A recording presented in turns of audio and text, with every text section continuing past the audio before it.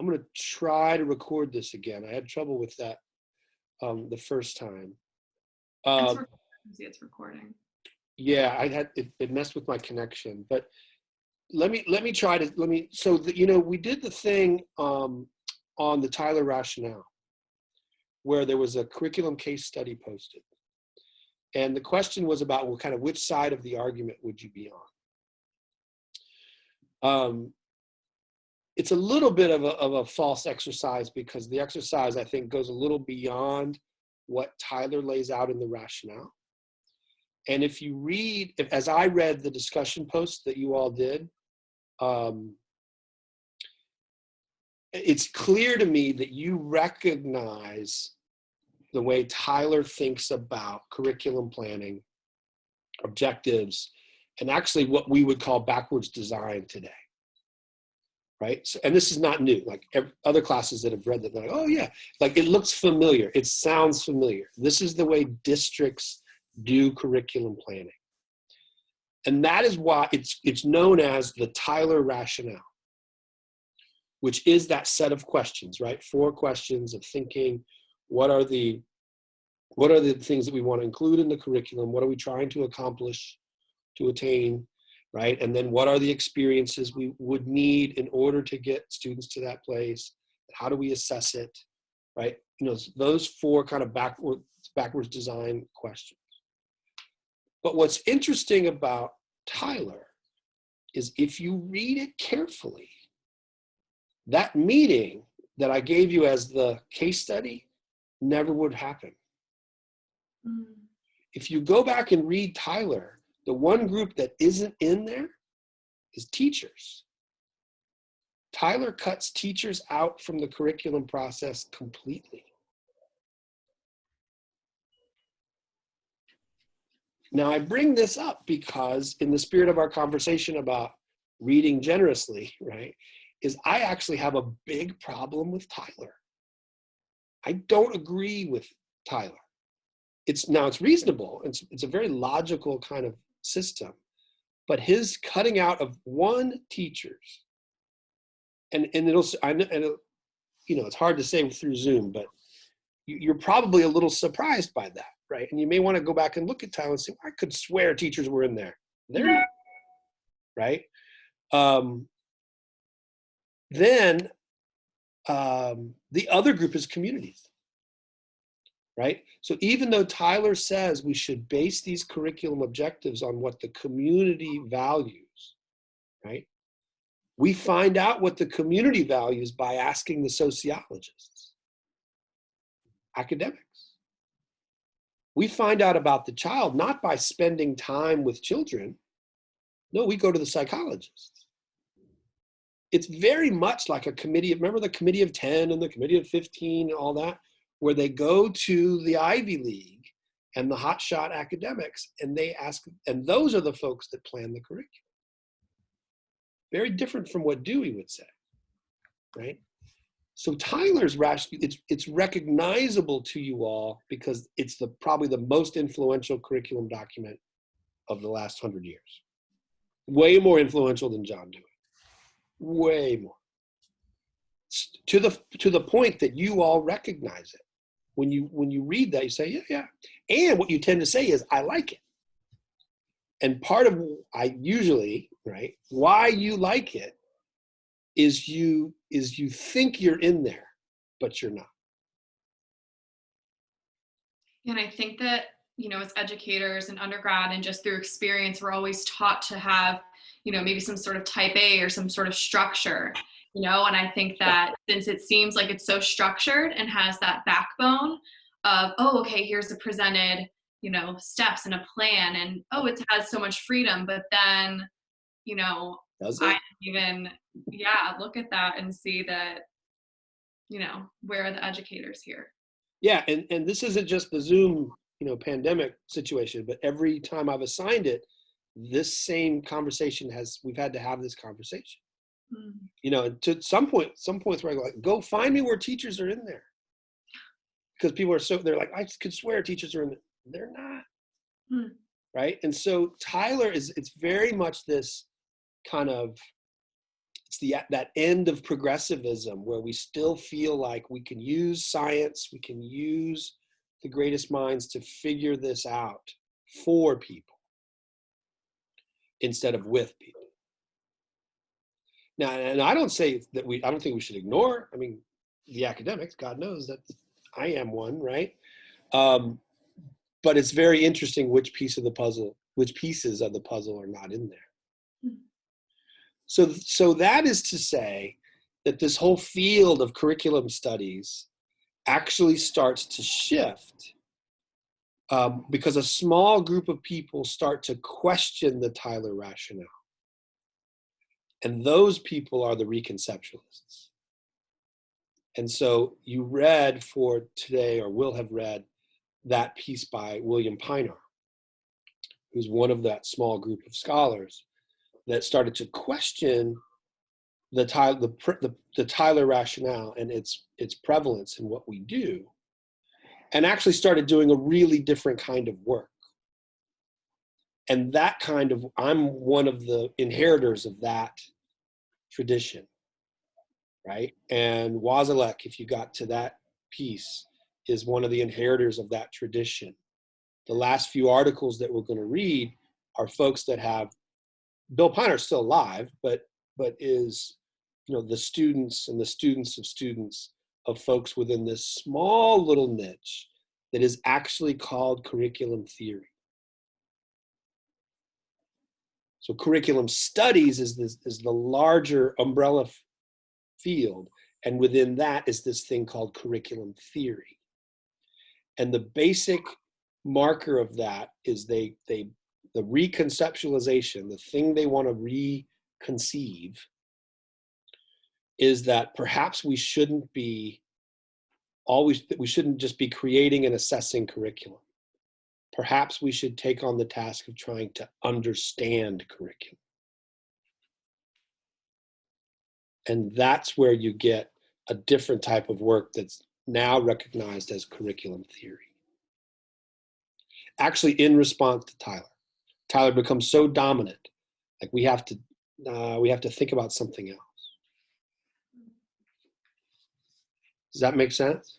Yeah, that's powerful.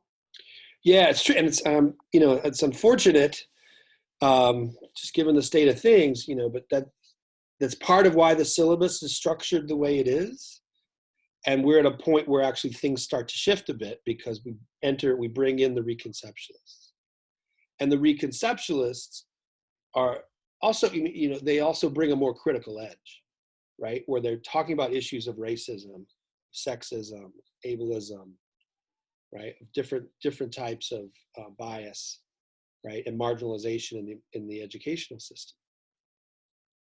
I'm wondering if the reconceptualists, do they also include teachers, or are they also the kind of academic, lofty thinkers kind of people? Well, I mean, that's a good I see what you did there. Sorry. Well, there's certainly lofty thinking people. I mean, Yes. It's not easy reading, and it's incredibly brilliant oftentimes. But one piece of that reconceptualization was actually focusing on autobiographical work, and meaning what they were working with teachers to kind of tell their own story of enacting curriculum, right? Remember that concept of the enacted curriculum. They took that seriously, like, well, if that's really where the action is, right? The moment that matters is the moment when a teacher and a group of learners are in that thing where the curriculum's being enacted, right? That moment of teaching and learning. Right. Then we better understand more about the teacher and how do they understand what went on today in third period. So there's a whole move of autobiographical work, asking teachers to do this kind of autobiographical work. And then, and it gets lofty here too, but it's where psychoanalysis comes in, right? And so actually doing some work with teachers of thinking about what are you bringing into the classroom that you maybe aren't even conscious of. Right. right? The subconscious impact on teachers, Mm. right? Or even something like, what's the role of desire, right? And not in a sexual way, but in a kind of a psychoanalytic way of that I'm coming into a situation and I want certain things to happen. And then what happens if they don't, right? And Mhm. asking teachers to reflect upon those type of things, bringing, that subconscious into thinking about these moments. So Madeline Grumet famously says, every act of teaching is an autobiographical moment. You're bringing a self into that classroom. Yep, that's helpful. Yeah, it's great. It's wonderful stuff. Bill Pinar's first most famous student was Madeline Grumet. And then my whole life changed when I started my PhD and I took a class called Curriculum Theory with Madeline Grumet at Chapel Hill. Because I was blown away. Here's what I always said about it is, I started as a middle school teacher and then I was a high school teacher. And she, and curriculum theory, but through Madeline, gave me language for what I felt in my gut about what was important about teaching.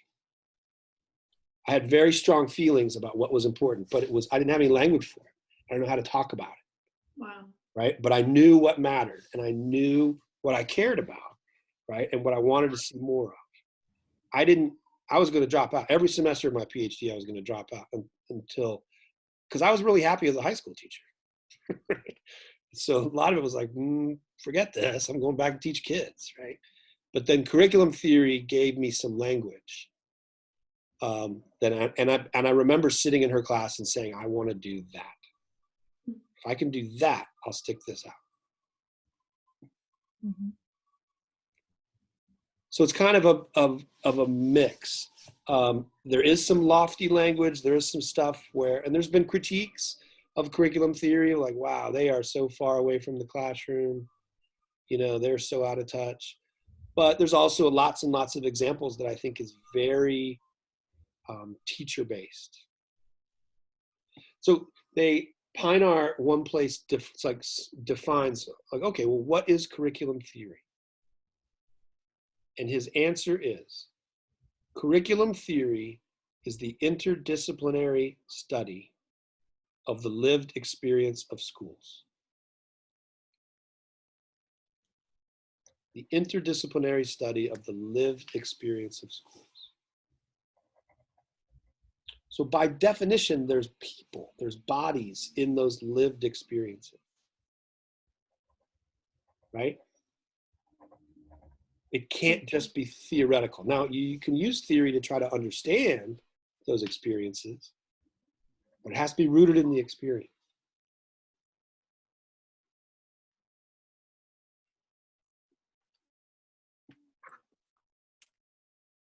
Yeah, I think that's clearer than the reading. That comes out more, I didn't find that so much in the reading, so that's good to get some clarification.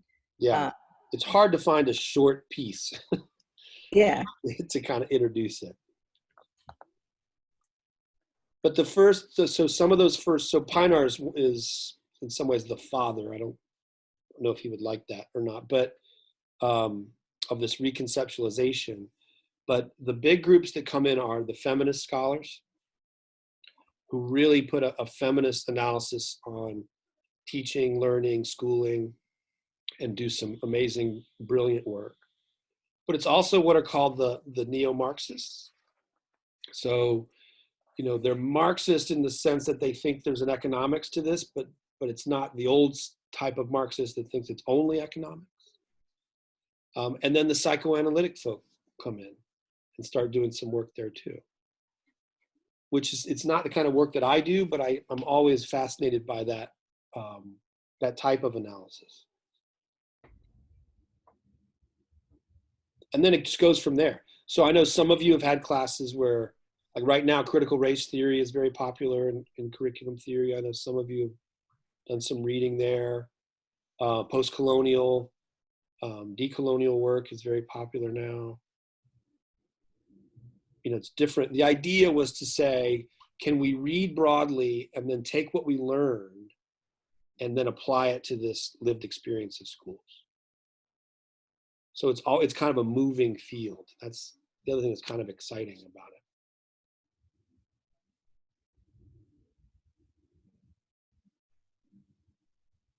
Yeah, I definitely, with, that new lens, I think it's way more powerful to take, what we know from history and hundreds of years of different theorists and those psychologists and those studies where they specifically were studying the, child development and what's going on in the brain and the body, and now taking, people that have actually been in these settings in this, because, the educational environment is so different than, like a testing environment.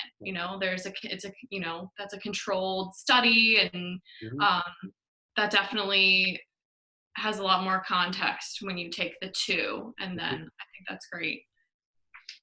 Yeah, I agree. And there is a type of expertise, right, that you all have because of the time that you've spent in classrooms. And because that's a type of, like, school culture is a type of culture. And if you're not, engaged in that as a professional, you don't necessarily understand it. And of course, one of the problems that you all know, right, is everybody went to school, so everybody thinks they're an expert on education, right? And my response to that is like, well, you've all been to a doctor too, but I'm not going to let you take out my appendix. Right? So that's a bit of a problem. But it is true that having a background in teaching and education formally brings a different perspective, right, to even the most heavy theoretical work. I always tell the story, that when I started my PhD, the guy on my right had just finished his master's at Stanford University, and he worked under Elliot Eisner, who is, if you remember the Flinders article, Flinders bases his whole thing on Elliot Eisner's idea. So he's this big famous educational theorist. The guy on my left just came from LSU, where he finished a master's degree under Bill Pinar, the guy we're talking about. Wow. 2 weeks before that first class, I was teaching 10th graders World Civ in downtown Raleigh, North Carolina. I was convinced that I was not smart enough for this, right? They had a language and a pedigree. And of course, at that time, I didn't know who either Elliot Eisner was or Bill Pinar. But they had a language that I didn't have, right? That lofty language I think you're referring to there. They had a whole vocabulary, right? And I didn't have it. And I was literally straight out of teaching 10th graders at an urban high school. And it wasn't until I was thinking about dropping out. And it was Malin Grumet who said to me, I intimated to her that I thought I was at a disadvantage. And what she said, she looked at me kind of like I was crazy, which I got a lot, still do get that a lot. And she said, yeah, but Rob, when you talk about teachers, you honor them. And that's the kind of work we need. So once again, I'm like, okay, well, curriculum theory is going to be my thing then, right? If that's how she understands it, then okay, then maybe there is a place for me to do this. That's great. So what do you think is the impact that these kind of people in your field can have on curriculum? Are you welcome at the table? Depends. Yeah. So there've been times. So my first job was at Indiana University, and I got to be pretty well. I was there for 10 years, and so I got to be pretty well known with. That's where the state was, but also Indianapolis Public Schools, but also the State Department of Education. So I actually did some very practical curriculum work. I helped create a high school curriculum for geography and history of the world. It was a woven together curriculum of geography and history. That was pretty cool. It's a lot of it's relationship based. Unfortunately, I think it's always been true, but maybe increasingly so. It's very political. Can you even get in the door? Is sometimes very politicized. So sometimes like a state superintendent will change, and you had all kinds of connections and networks, and you're in there doing work and advising and that kind of stuff. And then the new superintendent comes in, and all that goes away. So yes, you can. Probably most of the work we do is I contend that a lot of the impact we have is on teaching folks like you all.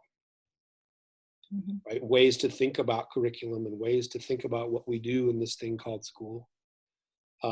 Because very often districts, and again, it's different. It's not every district's the same, but they often pull in a group of teachers to look at a new math curriculum or look at a reading curriculum, to do some vetting.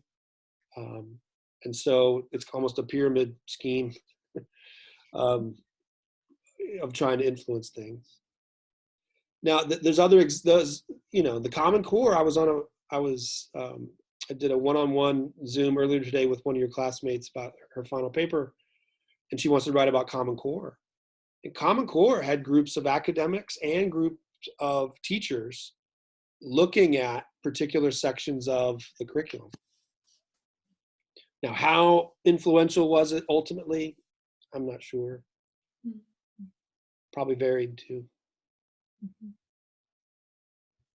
Yeah, the thing that I'm kind of experiencing, there's been some curriculum changes in early childhood in the county, and we get these, I think what you explained in a video once was like these box curriculums. You get a box of scripts and manuals, and they really want us to implement it to a T to get some formal data and some hard data about, is this working? And God knows how much money they're spending on these boxes of books and scripts and things for us to use, and especially in an early childhood setting where as Dewey would say, having these authentic experiences, you're kind of stripping these kids those opportunities from these kids. And I wonder, like, who's writing these? Are they really versed in the physical classroom space? And then I've kind of dug a little deeper and realized that it's way more political than I could have ever imagined. Yeah. So, and my career has been one in which I've been able to kind of watch this happen. Although Bill Pinar wrote a book a while ago, and what he calls it the nightmare of the present. And things like scripted curriculum and high stakes accountability, haven't always been that way, right? When I started my career teaching, we took standardized tests, but they weren't high stakes, right? We took like the Iowa reading test. There were certain high stakes tests, there were certain accountability measures that were used broadly, and they were intended to be snapshots, right? Like, here's how your third graders are doing. Here's how your 10th graders' writing skill is. But it wasn't drilled down to the individual teacher, much less the individual child, or that standardized test is part of a grade, right? That can make or break you, or determine if you can graduate, right? Or there's tests that you have to pass to move forward. None of that was there when I started teaching, and it started happening over my teaching career. North Carolina actually did some state level things that No Child Left Behind was built on. And then seeing all of that move through No Child Left Behind, the implications of that, all the way through Common Core, and the increase of scripted curriculums. It was a first year or two when I was in Indianapolis. I was touring a school, and this principal and we're walking down the hallway. It was the math hall, I guess, or whatever. And he goes, oh, it's 10:38. And he pulls out this thing. He said, every math teacher is reading this sentence right here. And he looks at me like it's the greatest thing in the world. And I'm like, what? Like, yeah, I guarantee it. We could open any door and they'd be reading this sentence. It's like, he was so proud of it. And I was like, my God, what are we doing to this thing called teaching? What? And so I've seen this kind of move forward, and it's been incredibly troubling. I almost envy. I had a mentor who had retired. She taught through the 70s, the 80s, the 90s. She retired a couple of years ago, and explaining what an early childhood classroom was then. Everything was hands-on, learning through science. You would go outside, get some loose parts, study them, and then interdisciplinary. You could write about them, read books. Like everything just seemed so much more fluid and organic. And I was like, wow, I envy that. Yeah, I know. Yeah.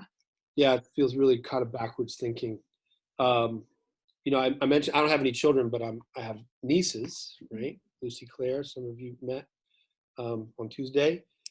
But when my sister was asking me about early childhood and kind of starting to think about schools and preschool and school and all that stuff, I was like, listen, I said, just get as close to Montessori as you can. If you can't do straight up Montessori, get as close to it as you can. That's still much more like that. Mm-hmm. And there's a lot of good data on Montessori methods. Yeah, there's I don't know if it's Loyola, but at the campus in Columbia, I don't know, is it a Loyola classroom? Okay, great, because I visited. People come from all over the world to study Montessori education with Loyola. It's the greatest kept secret about Loyola School of Education. And for 6 years, I've been saying, why is this a secret? We should be telling people, all kinds of people about this. When I was at UMBC, we went and visited and did like a whole class and a lecture and a study, kind of observing that. It was great. Yeah. So you are telling me that Montessori is something new around the curriculum in the United States? No, but it's not there's other parts of the world it's much more popular. No, it's been around for quite some time, but it's not as widespread. But why they don't use Montessori as in the classroom? Because they are so expensive? Because there's too much human on it, or why? That's a very good question. My only, Emily might could chime in too. Anybody can chime in, but I mean, it is a very particular kind of training in order to teach that way. That I think sometimes folks aren't willing to invest in. There's also some weird things about Montessori, like they can be a little dogmatic sometimes about it has to be this way, it can't be that, where they can be a little inflexible, I think. I don't know, other thoughts? Yeah, ideally, in a perfect world, you could kind of take different things, different ideas from a Montessori-based education, Piaget. You kind of like, in my perfect world, like if I had lots of money to have my own school, I would kind of nitpick and pick different, ideas from each, because they are kind of more, there is that structured piece, the part of their curriculum, but then when you see it play out, it does look a little more, the students have that freedom. So well, go ahead. Oh no, that's kind of where I was tying up that thought. Well, I love that. I mean, I love that too. And it ties back to what we were talking about in terms of kind of reading generously, right? As long as what's driving that is what's best for the children that are sitting in front of you, right? So then I think it's exactly right. I mean, I think, the Tyler Rationale is perfectly fine to use as long as we add in that piece of what's the teacher input and what's the community input, and are we paying attention to not some generalized child that we think, but actually, no, these 25 children, right? Ricky and Sally, right? And is it working for them, right? If it's not, let's go find something else, right? I think that's what's really powerful about kind of seeing all these different shifts with, scripted curriculums and things that are sent to you in a box where, you know, in so many different counties, no matter what county, there's so much diversity. You've got English language learners, you have different socioeconomic diversities, and, to say, maybe some classroom sizes are larger with more support. There's so many different factors that can attribute to the success or the failure of, a curriculum. Because even if they pilot it at a school, let's say, the school has less English language learners, less IEPs, more support, they're going to be like, we love it. And, it's no, one, well, I think what the Dewey was saying about like the one, it fits one child, or yeah, I could go on. Yeah, I mean, our school doesn't have like a canned curriculum, and I just think it would be so boring as a teacher just to have to read a script and, and I can see the good parts about Tyler in that, kind of having some structure and forming a curriculum. And I didn't realize that he didn't involve teachers in that. So now I'm a little more critical of it. But as an administrator, I can also tell you that not every teacher is going to be the best and kind of know what they're doing. And so there's some of them do need more framework, but it's almost, that's more of a teacher training thing than it is a curriculum thing. But the thing that I see in early childhood, because I'm, at a preschool, is the push to have kindergarten be in preschool. It's like the push for kindergarten to be first grade, and now the push is for preschool to be kindergarten. And it's just so ridiculous, and something we fight against on a daily basis, really, and that I have to really stand up against some of my teachers, because they say, well, what if they go to kindergarten and then they say they're not ready, because they've had this play-based curriculum. And it's so frustrating. You're fighting on so many different levels. Yeah. And again, it's like, sorry, go ahead. I was just gonna say, it's like we're going backwards, right? Mm-hmm. Remember, so even at the beginning of Kleebard, that idea, of the children are just small adults, right? And that, we don't think about them developmentally at all, was, that was a radical revolution when that started to change, thinking about child psychology and the developmental stages of how we learn and grow. And it feels like we're going precisely backwards, back into that.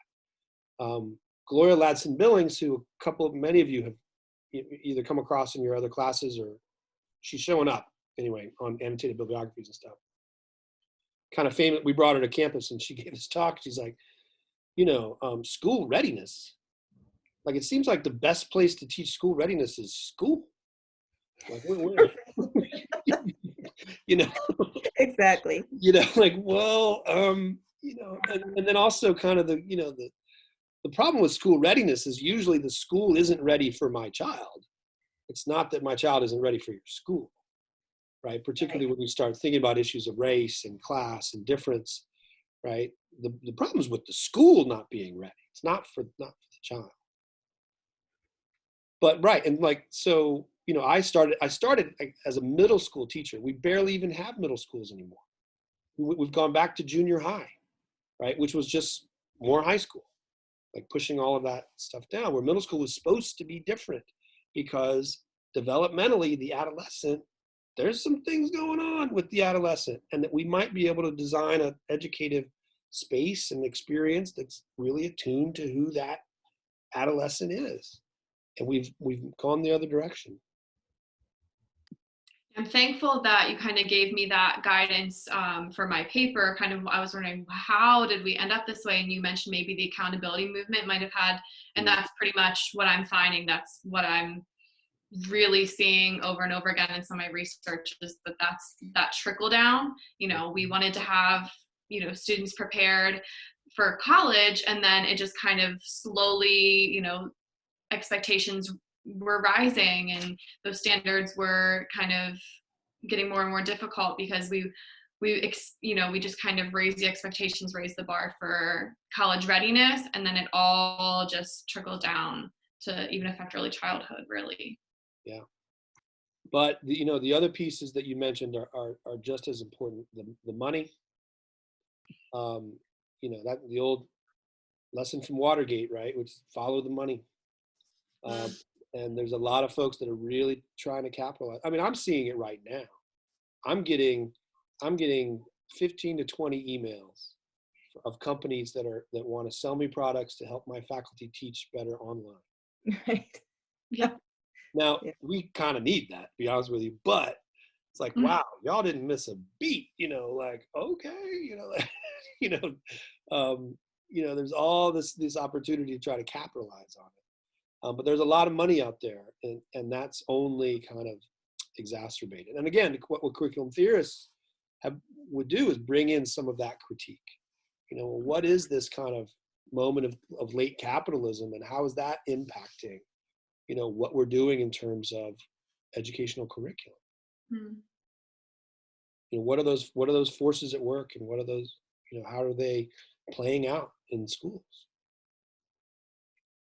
And I think it was Jennifer, you mentioned from an administrator kind of standpoint, some teachers, it's been interesting even for me seeing some of my colleagues love the scripted things. If they're maybe in their first or second, their first year teaching or their first year switching, they love it. They're like, oh, I love that I can just, not plan, just open a page and read from it. And it's shocking, and it's powerful to see, what we're saying about our teachers, not, maybe their informal curriculum is like, oh, I just, I have this job and I'm tenured, or, it's interesting. And it's really, go ahead. No, go it's ahead. interesting to see kids in the classroom too, where they might have the answers. It's all rote learning, though. It's not really thinking on their own. So they're able to feel very successful at what they do, which kind of feeds into the whole reason why I think they like using it, because it's so formulaic, Yeah. So two things about the first year teachers. Somebody made that point to me, and I had to really kind of pause to consider that it could be a great help for a beginning teacher. But I would say, like, the old saying, start where you are, but don't stay there. Like, my God, if that's where you stay, then we're not thinking about this job of teaching in the same way. But I could see where it could be helpful for a first year teacher that's struggling. But that better not stay that way. I always tell this story. She was a wonderful woman. She passed away, sadly, but she taught World Civ, different sections of World Civ that I did when I was teaching high school. But she was so dependent on the teacher's edition, like those big teacher's editions that has all the answers and activities and stuff in it. And so it became a ritual that every year the students would steal her teacher's edition for like a couple days, right? And then of course they would come and tell me, because they thought it was funny, and actually they knew that I thought it was funny too, and because she couldn't teach without it, right? And so they every year, and then she would always come down to my room thinking I put them up to it. I didn't do it, but every year they stole the teacher's edition. But the other thing about the students and how they feel about it is also something to consider, right? And there's actually a term, some folks have written about it, and it's called doing school. We're teaching learners how to do school. It's not really focused on learning, right? It's not really focused on critical thinking or even transformative education. We're teaching them how to do school. And I can tell you, as a college professor now, I see it like crazy. These are smart, very capable, competent young people that will do, anything they have to do to get to A, but not one bit beyond that, right? And get very frustrated if you have any kind of ambiguity. They know how to do school. It's not their fault. They've won at a system that was set up in precisely that way. That's not really about learning. a number on a standardized test isn't about learning anything. And it's really great that you kind of brought that attention to the Tyler rationale. And, you know, you mentioned educators weren't even, and that whole new light for me. And I was like, oh my gosh, because I went in it, you know, with bias of like, okay, all the readings have taught me something valuable, and like, let me see. I came in with that lens of, all right, this is my next reading. I'm going to read it. This is going to be beneficial, and I'm going to learn, like, this is what I should be doing. And because in my like experiential learning, in my experiences, pretty much all my readings and, you know, any college, you know, any educational setting have been to teach me something new that I should be therefore implementing. Mhm. So I kind of, you know, from my experiences and from what, you know, my bias of, Yeah. you know, as a student, Yeah. I was like, oh my gosh. Well, I've, you know, and I know we're kind of at time here, but, you know, I've interacted with undergrads at Loyola and, you know, asked them, like, what do you think about this? Like, what do you mean? No, what do you think about, like, so we have all these, you know, one thing Loyola does great is we bring in all these outside speakers, and there's almost too much going on during a regular school year. I remember I was sitting next to this kid in this amazing talk. I didn't even remember which one it was. And I leaned over and was done. I said, what'd you think about that? And he goes, what? What did you think about this, what you just sat through for an hour, right? And he literally was like, I just came for the extra credit. Like, okay, but what did you think about it? Like, I'm not mad at you for getting the extra credit, but no, really, what did you think about what he said? And I couldn't, it was like pulling teeth. Wow. All right, I could do this all night. But I don't think we should necessarily. I think we're good, right? So Yes. reaction paper 3 is going to be a rough draft, wherever it lands, wherever you're at, right? And there, no penalty. I'm not going to grade it. I'm going to, did you do it or did you not do it, right? Use your writing groups to start exchanging drafts of your papers. I'll set up a new discussion thread specifically for that, but some have already started using the one where we watch the video. Yes. Right. Okay. Mm-hmm. So you should know who your writing group is. You can always check under participants. So however you want to do that, if you want to do shared Google Forms or other ways of communicating, all that's good. Let me know how I can help you. I don't have to be involved. Just let me know how I can help.